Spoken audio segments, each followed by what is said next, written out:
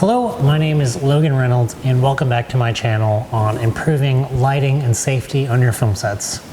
Today I am going to be sharing a lesson that I had to learn the hard way in my career. And the lesson is actually a question that I learned I need to ask for every project.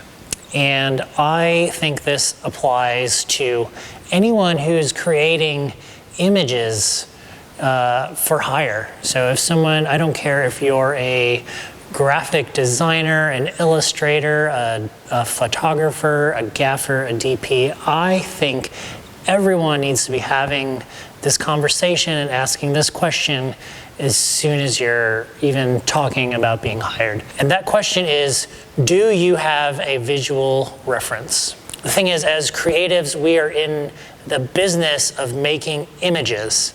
And so it makes sense to be having that discussion through images. If someone says, I want this scene to be lit like a sunset, well, I mean, there's different looks for a sunset depending on just what you're going for. Maybe sunset on a cloudy day is different than sunset on a sunny day.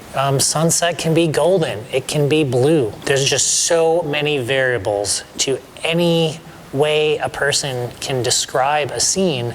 So it just makes sense. We just have to be having these conversations with images. Words only take us so far. They might get the ball rolling, but until we're looking at images and talking about what we like or what we don't like about them, it's just almost impossible to describe the image someone has in their head without using an image as a reference. And this was my own lesson, this was my takeaway. This is something I learned the hard way after a project where I had an unsatisfied client, and that's not a fun position to be in. No one wants to deal with that, but I was there, and the lesson that I took away from it was always, always, always ask for a visual reference. And I have asked every single client on every single project ever since this bad experience if they have a visual reference. And you know what? There's never been any pushback. People are glad that I ask. It helps reinforce the idea that I'm a professional and that I care about the project.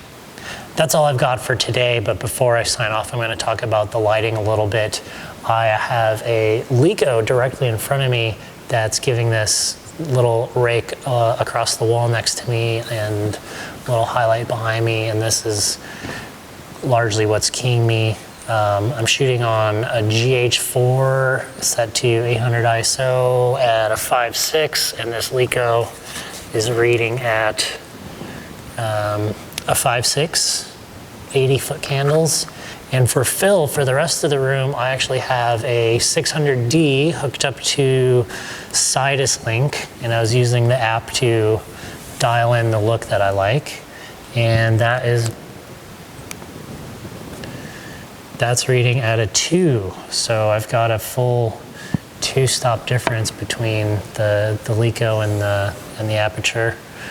That's all I've got for this time. Thanks so much for watching. And also, if you have any of your own advice as far as things that you've worked into your own client work, I would love to hear about it. I'm always looking for ways to add value and just make the jobs go more smoothly. So that's all I got for today. I hope this was helpful, and I'll see you in the next one.